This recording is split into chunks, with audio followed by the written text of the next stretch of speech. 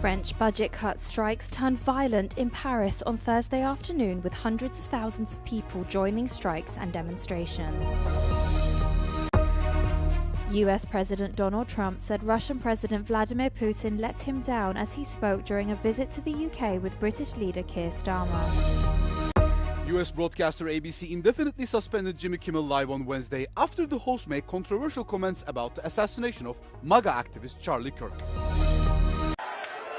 French budget cut strikes turned violent in Paris on Thursday afternoon, with hundreds of thousands of people joining strikes and demonstrations. Protesters joined trade unions holding a day of strike action to pressure the country's new Prime Minister, Sébastien Lecornu, to rethink a package of budget cuts and take action on wages, pension and public services.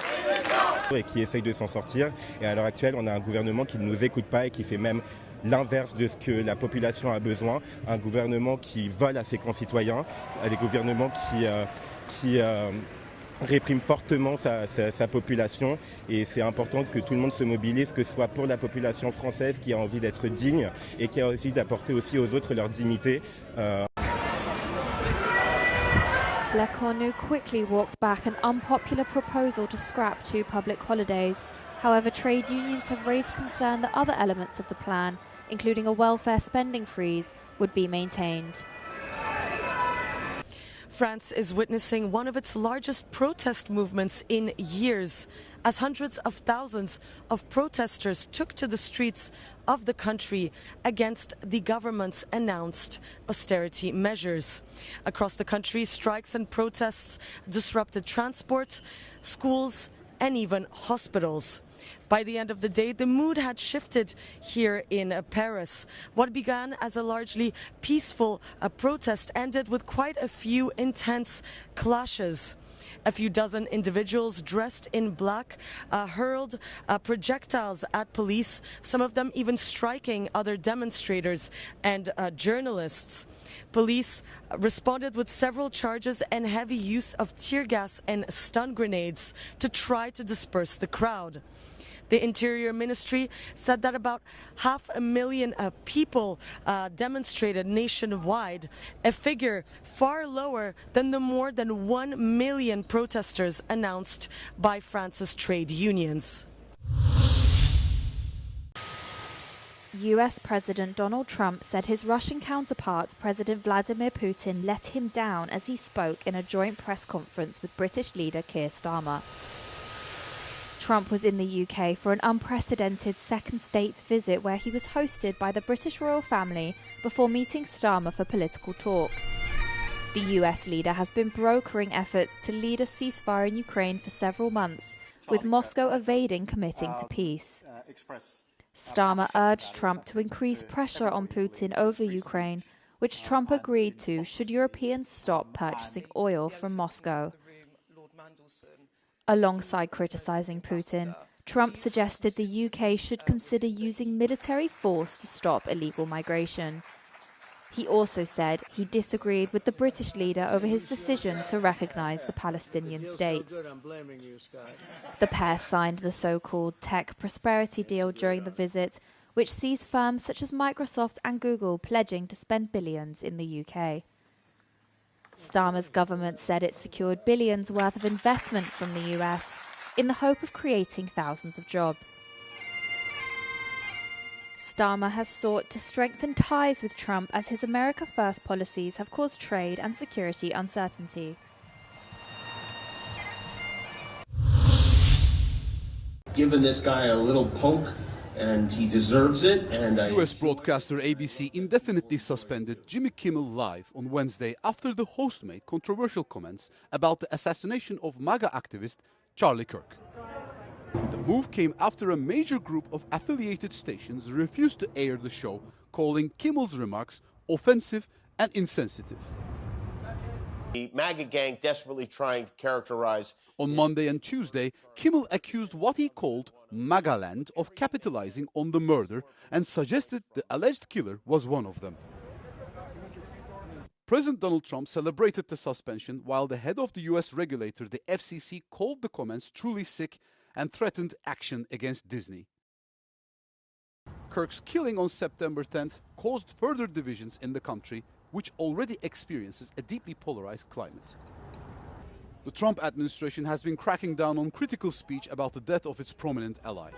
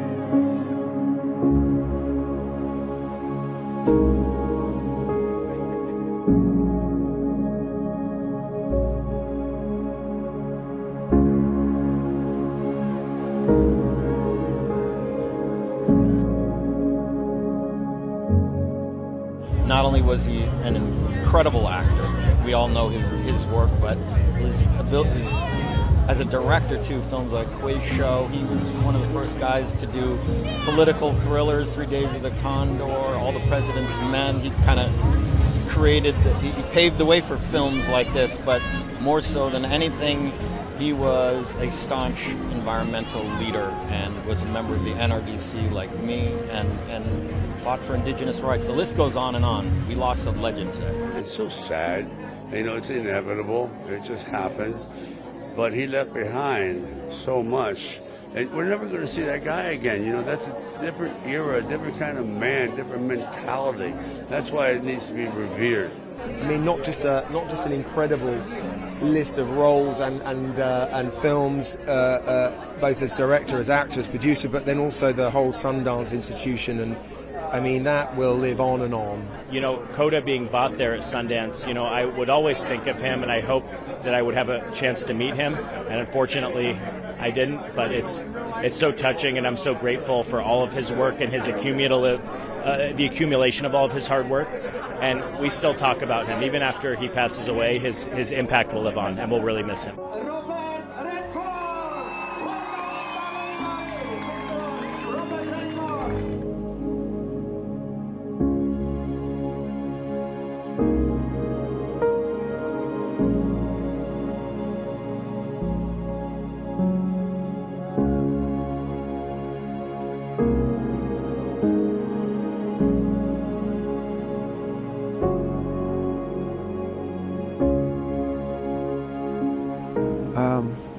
Just as someone that contributed something to the sustainability of our culture, I guess, whether it's my work as a film. I think probably whatever I do, what will probably last the longest are the films that I've made, because they have a long life.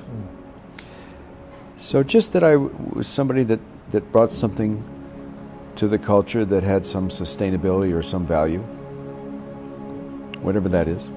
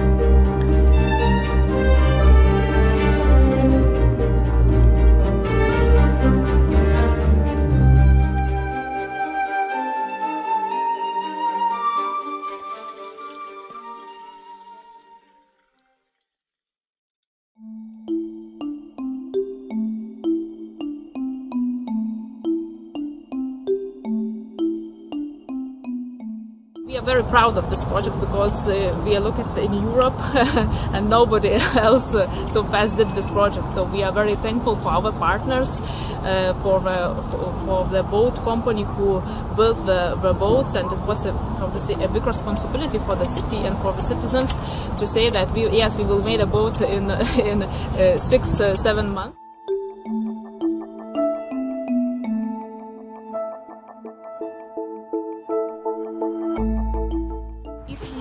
Live in the center, in this area, and you work here, I guess yes. Especially maybe women would like it, like a romantic way to go to work or to clear your mind after work. I think it will be very cool.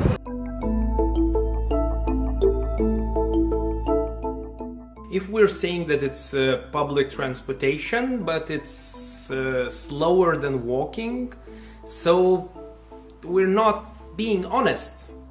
And if we're not being honest about every single part of this green transformation, then people will be confused, and in the end they will be disappointed. For now, I think it's a good experiment, and I like experiments, so I'm rooting for it to work, but I'm a bit skeptical.